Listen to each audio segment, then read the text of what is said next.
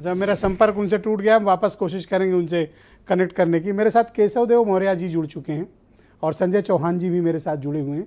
मैं केशव देव मौर्य जी से इस मसले पर बात करना चाहता हूं। महान दल के राष्ट्रीय अध्यक्ष हैं। केशव जी, बहुत स्वागत आपका और धन्यवाद कार्यक्रम में जुड़ने के लिए। आपने बहुत बहुत गठबंधन से धन्यवाद अलग होने का जी। ऐलान क्यों कर दिया, क्या कारण है? ताली दोनों हाथ से बजती है विजय, और मैंने एक हाथ से ताली बजाने का लगातार 10 महीने से प्रयास किया। जब से मैं समाजवादी पार्टी के गठबंधन में आया, सबसे ज्यादा अगर उपेक्षित कोई है तो वो मैं रैली मांगता था, अखिलेश यादव जी मुझे रैली तक नहीं देते। पता नहीं क्यों नहीं देते थे। एक रैली बड़ी मुश्किल से कासगंज में मुझे दिया उन्होंने, और जब मैंने कासगंज की रैली शुरू किया, रैली मेरी थी, उन्हें मैंने गेस्ट के रूप में बुलाया था। लेकिन जब उन्हें लगा बहुत भीड़ जुटने वाली है, तो फिर रैली अपने हाथ में ले लिए, अपने टेंट माइक लगे और अपने लोगों को लगा दिए। भीड़ ज्यादा हो गई तो उसके बाद कहीं हमसे रैली कराई नहीं। हमने रैली करनी चाहिए तो उन्होंने समय ही नहीं दिया, और लोगों के साथ उन्होंने समय दिया। मैंने 8 सीट मांगी थी, 8 सीट का कमिटमेंट हुआ था। 8 सीट की बातें हुई थी। 8 सीट में मुझे 2 सीट मिली, और जो 2 सीट उन्होंने दिया भी, वो मेरे मन की नहीं थी। जो लिस्ट मैंने दी थी उसमें उसकी नहीं। पर मुझे जितना और याद है, समाजवादी पार्टी ने जो पहला टिकट घोषित किया था वो आपके बेटे का बदायूं से किया था। हाँ जी, ये बदायूं करेक्ट है? बिलसी, पहला बिल्कुल टिकट। पहला टिकट। लेकिन वो सीट मैंने मांगी नहीं। वहां एक बिलसी की सीट थी हमारे शायद। हम बिलसी की, वहां हमारे समाज की एक महिला, जो लगातार कई महीनों से, कई साल से समाजवादी पार्टी की सेवा कर रही थी, और उन्हें धर्मेंद्र यादव जी ने आश्वासन दिया था चुनाव लड़ाने, उससे लाखों रुपए उस महिला से खर्च कराए। उसके बावजूद उस टिकट को हमको ये कह के दे दिया समाजवादी पार्टी ने कि वो जबरदस्ती केशव देव मौर्य जी मांग रहे। तो जब उन्होंने फोन किया, और चूंकि हमारे समाज से जुड़ी थी, हमसे परिचित, हमें उन्होंने फोन किया कि आप जबरदस्ती क्यों ले रहे हैं हमारी से। तो मैंने उन्हें कहा कि मैंने जबरदस्ती नहीं मांगी। तो हम और वो धर्मेंद्र जी के यहाँ पंचायत करने भी गए। अंत में धर्मेंद्र जी ने मजबूर किया उन्हें, और वो बसपा से जाके चुनाव लड़े, और मजबूरी में हमें लड़ना पड़ा, क्योंकि हमारा कमिटमेंट था कि हम भारतीय जनता पार्टी को रोकना चाहते। तो क्या आप ये कहना भारतीय चाहते हैं कि गठबंधन में वायदे नहीं निभाए गए या आपके साथ धोखा हुआ? नहीं, मैं धोखे वोखे की बात नहीं कर रहा हूँ। गठबंधन में मुझे उपेक्षित रखा गया। मैंने चुनाव के बाद ही तमाम बयान दिए कि अगर समाजवादी पार्टी नेतृत्व अगर चाहता, जिस तरह से जयंत जी का इस्तेमाल हुआ, जिस तरह से हमारे ओम प्रकाश राजभर जी का इस्तेमाल हुआ, जिस तरह से संजय चौहान जी का इस्तेमाल हुआ, उस तरह अगर मेरा इस्तेमाल हुआ होता तो आज कुछ और नजारा होता। तो जी। हमारे क्षेत्र थे जहां महानदल मजबूत संगठन था, महानदल का एटा, इटावा, मैनपुरी, आपका बदायूं, कासगंज, बरेली, जालौन। खासगंज, जी। जालौन, हाँ हाँ। इधर आपका मैं जालौन से लेके बदायूं तक का शाहजहांपुर, एरिया आपके समाज का मानता हूँ। यहाँ बहुतायत शाहजहांपुर, हैं। सीतापुर। नहीं, पूर्वांचल भी हमारा संगठन था, लेकिन ये जी। मुख्य पश्चिमी इलाके में था। यहाँ स्वामी प्रसाद मौर्य जी की रैली कराई जा रही। पर स्वामी बताओ, जहां प्रसाद मौर्य मेरा, जी बहुत बड़े नेता हैं, आप कैसे मतलब? किस बात के नेता है, वोट कितना है, कितने लोग जुटा लेंगे? नेता नेता वो होता। अरे आपको किसी ने आप मुंह बंद करके कठपुतली बन के राजनीति कर रहे हैं, कोई आपको मुख्यमंत्री बना दे, तो मुख्यमंत्री बनाने से आप नेता नहीं अरे हो वो सकते। 3 बार मिनिस्टर रहे, तीन बार नेता प्रतिपक्ष रहे हैं, बीएसपी में हाँ तो नंबर 2 थे। नहीं, कहाँ कह रहे हैं नहीं, लेकिन समाज के साथ अन्याय होता था तो एक शब्द नहीं बोले ना। भारतीय जनता पार्टी में मुख्यमंत्री, डिप्टी सीएम थे केशव प्रसाद मौर्य, और कैबिनेट मंत्री थे स्वामी प्रसाद मौर्य, और तमाम घटनाएं हुई। दसियों घटना में अभी मुंह जबानी याद गिना सकता हूँ। नहीं, मुझे याद है वो ललितपुर घटनाएं। में देवेंद्र लेकिन क्या आप कुशवाहा की मानते हैं घटना। कि स्वामी प्रसाद की कीमत पर आपकी उपेक्षा की गई समाजवादी अलायंस में, नहीं, समाजवादी सिर्फ इसलिए पार्टी ने क्योंकि स्वामी वही, प्रसाद मौर्य वहां आ गए? समाजवादी पार्टी ने वही किया जो भारतीय जनता पार्टी कर। समाजवादी पार्टी ने कहा कि हम दलित, पिछड़े, जो छोटे छोटे समाज हैं, उनको नेतृत्व देना चाहते हैं। अखिलेश यादव जी ने कहा मंचों पे।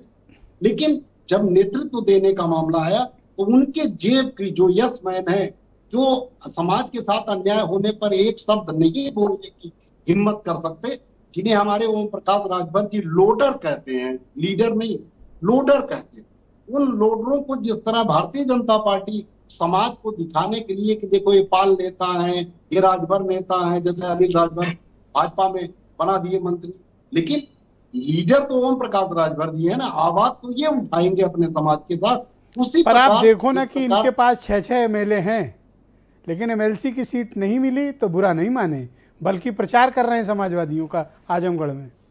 देखिए, मैं ओम प्रकाश राजभर जी से अपने आप को नहीं जोड़ सकता।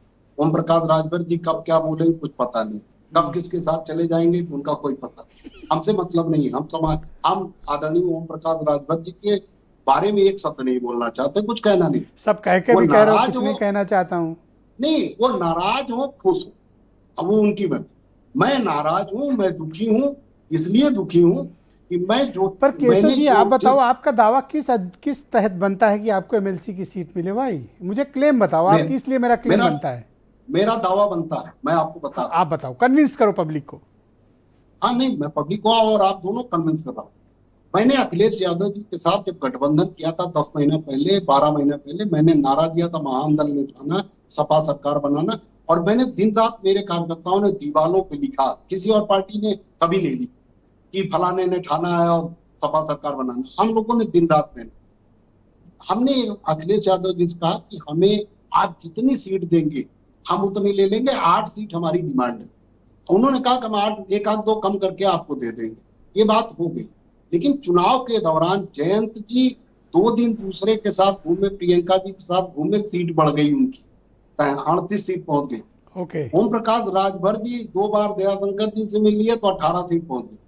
इन लोगों के एक सीमित दायरे में इनका संगठन है, इनके जिले गिने हुए हैं जहां राजभर समाज। पर आपको लेकिन पता है कि सबके राजभर सैनिक जी के साथ, राजभर जी को 18 में से 12 रिजर्व वाली सीटें मिली थी। नहीं, जो भी मिली, हमें तो 2 ही मिली, और वो भी अगर हमें पहले ये बता दिया गया होता कि आपको 2 से ज्यादा नहीं मिलेगी, तो हम एक अपने परिवार को लड़ाते, एक अपने किसी संगठन के व्यक्ति को या किसी व्यक्ति को ऐसे लड़ाते जो हमारा भी चुनाव लड़वा देता। चूंकि हमारे पास पैसा नहीं था, तो हमारे पास पैसा नहीं था। आज अगर समाजवादी पार्टी के साथियों को बुलाकर दिल्सी में समीक्षा की जाए, जी। फर्रुखाबाद में समीक्षा की जाए कि महान दल केशव देव मौर्य की पत्नी और बेटा जो समाजवादी पार्टी से लड़ा वो हारा क्यों, तो सबके जबान पे एक ही बात आएगी, कोई विरोध नहीं था और सब वोट दे रहे पर थे। ऐसी करारी शिकस्त आपके भी इलाके में हुई, तो इसका एक संदेश तो ये भी गया कि आप अपने समाज का वोट नहीं डलवा पाए। हमें हमारी मनपसंद सीट मिली ही नहीं।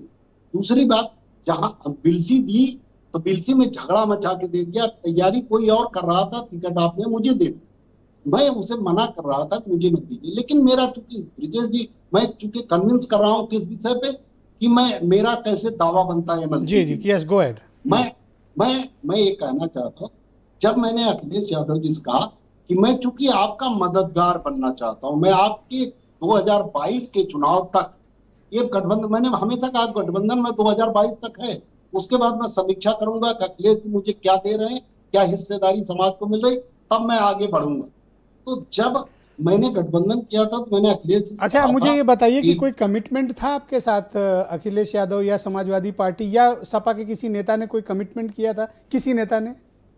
हाँ, वही बता। आदरणीय अखिलेश यादव जी से मेरी मुलाकात हुई गठबंधन के लिए, तो उन्होंने कहा कि अगर आपको मैं गठबंधन में आज अनाउंस कर दूं तो भाजपा आपसे मिलेगी, बड़े बड़े आपको ऑफर देगी। हमने कहा मैं भारतीय जनता पार्टी के साथ कभी नहीं जाऊंगा, आप निश्चिंत होके हमारे साथ आप गठबंधन करिए। गठबंधन हो, मैंने कहा जब तक चुनाव है 2022 मैं अपनी जबान अपने कब्जे में रखूंगा, कुछ नहीं बोलूंगा, एक शब्द आपके खिलाफ नहीं, आपको परेशान नहीं, असहज नहीं करूंगा। लेकिन चुनाव के बाद, आपकी सरकार बनने के बाद मैं आपसे कस के मांगूंगा। तो उन्होंने कहा क्या मांगेंगे, हमने कहा जब मांगने का समय आएगा तो मांगूंगा। तो उन्होंने कहा जो मांगेंगे मैं दूंगा। अगर सरकार बनी होती ब्रिजेश जी तो मैं मंत्री का पद मांगता, बढ़िया मंत्रालय मांगता जहां से मेरा सम्मान बढ़ता। लेकिन जब आप मंत्रालय नहीं देने के ऐसे सरकार नहीं बनी, तो जो आप दे सकते हैं वो, जब आपने हमें सीट भी कम दी, जब मैं आपने वापस अपने सवाल पे आता हूं और आपसे ये जानना चाहता हूं, क्या कोई कमिटमेंट था किसी का? कमिटमेंट था। अखिलेश यादव जी ने कहा था कि हाँ सरकार बनेगी तो आपको खुश करेंगे हम। तो सरकार नहीं बनी, लेकिन ठीक है, आप जो देने लायक है वो दीजिए ना।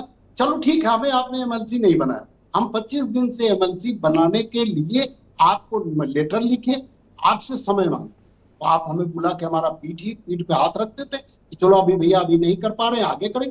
और मेरा एक और काम था, मैंने कहा स्वामी प्रसाद मौर्य जी की जगह और किसी को आप बना दो। आपकी पार्टी में 10 साल से झोला लेकर समाजवादी पार्टी का झंडा लेकर तमाम लोग घूम रहे हैं। हमारे जिले में हमारी एक बड़ी बहन है, मतलब हमारी सगी बहन नहीं, लेकिन हम लोग बड़ी बहन मानते हैं, पूनम मौर्य।